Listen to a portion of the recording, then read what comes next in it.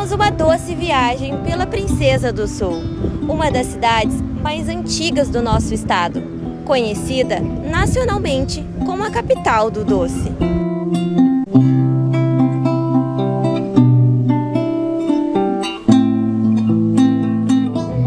Das vastas histórias construídas em meio aos casarões e charqueadas, Pelotas.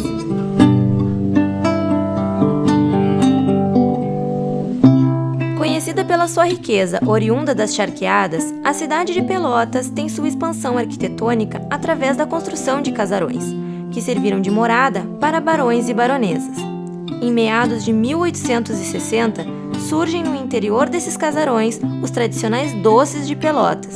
Destacando sua elegância, eram envoltos em papéis de seda, franjados e rendados à mão. Foram inspirados na culinária portuguesa e influenciados pela chegada do açúcar no sul do país.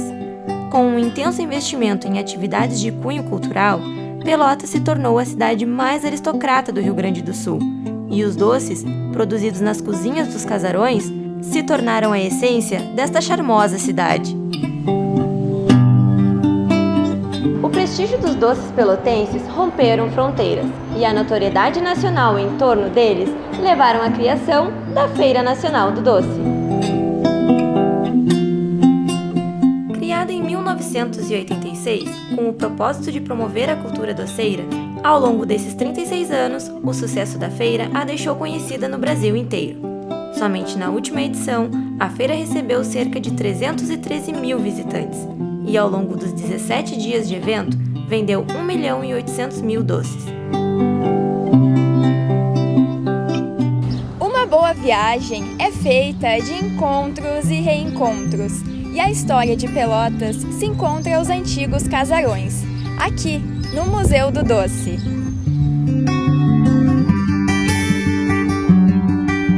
Criado em 2011, em parceria com o Instituto de Ciências Humanas e o Bacharelado em Museologia da Universidade Federal de Pelotas, o museu, sediado no Casarão número 8, também conhecido como a Casa do Conselheiro, foi construído para servir de lar para a família de Francisco Antunes Maciel e hoje, restaurado, serve de abrigo para um acervo rico da história pelotense. A sua localização fica na Rua Félix da Cunha e ocupa uma das esquinas ao redor da Praça Coronel Pedro Osório, no centro do município.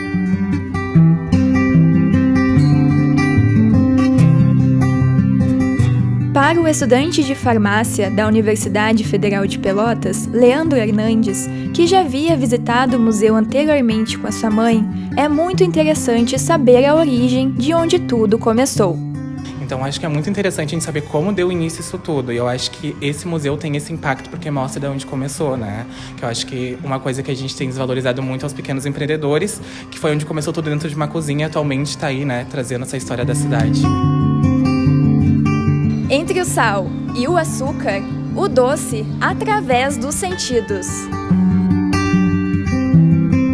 Todos os itens expostos pela instituição surgiram através de doações realizadas pela comunidade, além de vários anos de registros, movimentações culturais, estudos de historiografia e conscientização. A tradição doceira atravessa a classe, a raça ou a escolaridade de uma sociedade. As transformações vividas pela cidade, sua população, economia e pelos próprios doces através dos anos são enaltecidas nas exposições do museu, trazendo crenças e o senso estético da elite gaúcha do século XIX. Quem nos conta mais detalhes sobre como surgiu a ideia de criar o museu foi a professora de Museologia da Universidade Federal de Pelotas e ex-diretora do local, Noris Leal. O Museu do Doce ele foi pensado lá no início do século XXI, assim, por pessoas que trabalhavam na Fena Doce e que viam nos turistas a necessidade de conhecer mais sobre a história dos doces de Pelotas e conhecer também como é que esses doces eram feitos. Então, eles, em 1998 e 1999, teve na Fena Doce uma exposição denominada Museu do Doce. Tá? Então eles pensaram que precisavam criar esse museu na cidade e a princípio ele foi pensado como Museu Nacional do Doce. Inclusive foi criada uma associação de amigos que começou a se organizar para a existência desse museu na cidade. O local conta com um acervo composto por uma série de objetos de origem nas tradições doceiras de Pelotas e da região da antiga cidade. A instituição reúne peças que se relacionam direta ou indiretamente com essas tradições.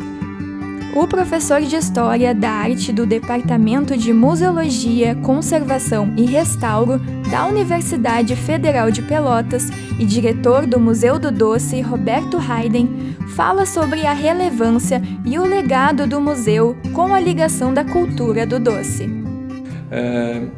Existem várias relações e aspectos importantes para se falar a respeito disso, mas o museu ele é uma instituição ligada à memória das tradições doceiras e, portanto, ele colabora diretamente para que o saber, né, o conhecimento em torno desse tema das tradições doceiras, ele circule com mais intensidade na comunidade de Pelotas, né? Então, esse é um dos aspectos importantes que eu poderia falar a respeito do Museu do Doce e das relações do Museu do Doce com a comunidade de Pelotas.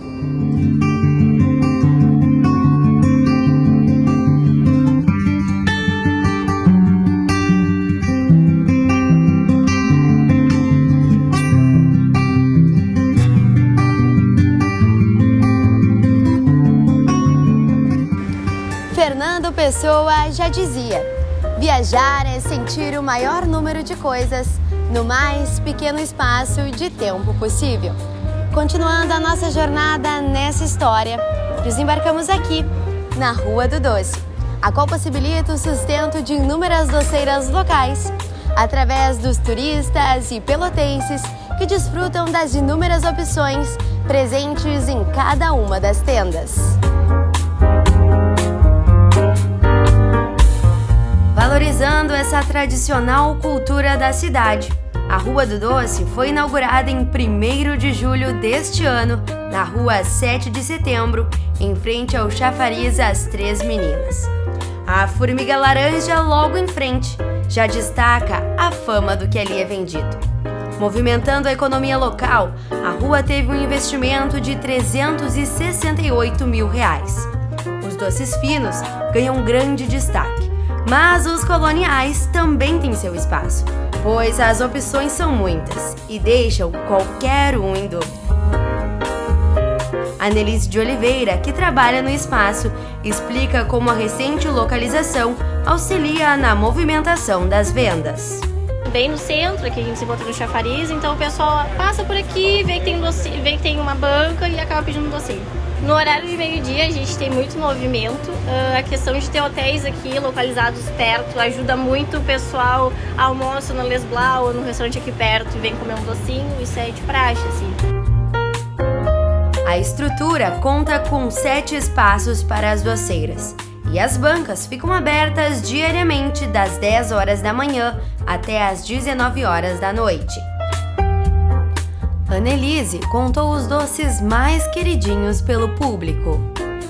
O quindim, não tem erro, bombom de morango, o ninho também. Ela também apresentou o mais vendido. O quindim é o doce mais vendido e é o mais favorito por aqui. Ele é basicamente um pudim de gemas, não tem erro. Ele tem um coquinho na base dele para manter ele firme e depois a gente vem com a gema e o açúcar. Então é basicamente isso. Ele não tem aquele gosto forte de ovo como as pessoas têm medo de provar e experimentar. Em todas as 7 bancas, o movimento durante o dia não para. E claro que a gente foi conversar de perto com os apreciadores que passam por aqui e já garantem o seu doce. Michel Ribeiro nos contou qual o seu doce preferido. Sempre desde criança, primeira vez que fui na Fena Doce e tudo mais, sempre tive mais esse contato com o quindim. Sempre minha mãe me trazia também quando ia a alguma feira da doce aqui em Pelotas. Ele também falou o que achou sobre a nova localização da Rua do Doce. Não ficava num ponto tão acessível, ficava mais escondido, então agora pra mim achei bem legal aqui eles terem feito esse ponto, essa Rua do Doce aqui. Ficou bem mais centralizado, prático, fácil de achar. Diversas doceiras presentes na rua têm a sua própria fábrica, como é o caso da Imperatriz Doces Finos, que tem uma loja presente na própria Rua do Doce, outra no Mercado Público e mais uma na Associação Comercial de Pelotas, ao lado do Café Aquários. E como falarmos em doce sem contar e mostrar como ele é feito? A fábrica Imperatriz Doces Finos foi fundada em 1997 e produz em torno de 100 mil doces por mês. Emprega mais de 30 pessoas, contando com os funcionários da fábrica e das lojas. A rotina da empresa começa logo cedo, quando chegam as matérias-primas para a produção. Nós escolhemos mostrar como é feito o quindim, já que é o favorito do público em geral. Ao todo, são 5 etapas para a produção desse doce. A primeira é a quebra de ovos. As gemas são usadas nos doces, mas as claras, como não são usadas, são comercializadas.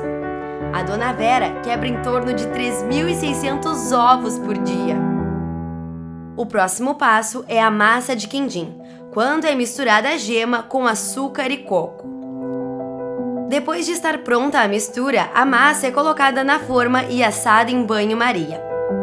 A quarta etapa é quando o doce vai para o resfriamento e depois para as docerias para ser comercializado.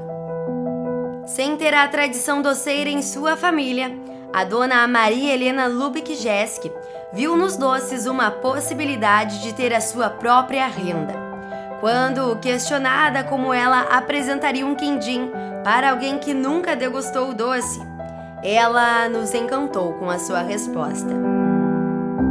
Para nós doceiras, nós produtores de doce, quando a gente faz assim, quando a gente produz uma quantidade muito grande, existe aquela escala de produção, eu preciso quantidade, sabe, aquela coisa de quantidade, porque a gente precisa trabalhar na quantidade.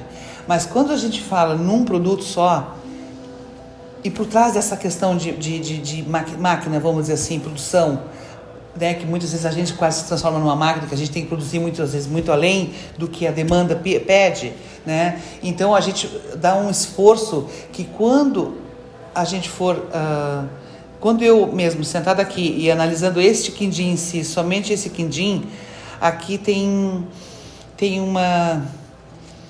história dentro desse quindim, tem história, tem amor, tem dedicação.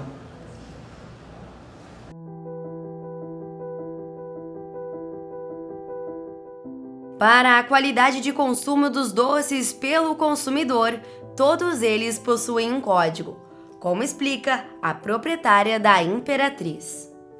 O doce da indicação geográfica, ele requer um certo controle, muito controle. Porque nós temos que identificar no doce, desde a entrada de mercadoria, o dia que esta mercadoria foi produzida e qual a data de validade desta mercadoria que foi usado na utilização daquele produto específico. Vamos dar um exemplo aqui, o quindim. Esse aqui é o selo. Atrás deste selinho aqui contém informação de qual a data de validade do ovo, do coco, do açúcar, qual o dia que foi produzido este doce e qual o dia que foi vendido. Então o cliente consumidor, ele tem toda essa informação para saber se o doce está dentro da data de validade ou não. Isso aí, no próprio selinho tem o site, que é o site da Associação dos Produtores de Doces, que nós como produtores alimentamos esse sistema e o consumidor tem acesso a essas informações. Além de ser um prato muito apreciado, o doce traz consigo uma tradição que vem sendo passada de gerações em gerações e ainda permanece na essência hospitaleira das atuais doceiras de Pelotas. E para ser sincera, realmente a experiência de degustar esse prato típico da cidade é incrível.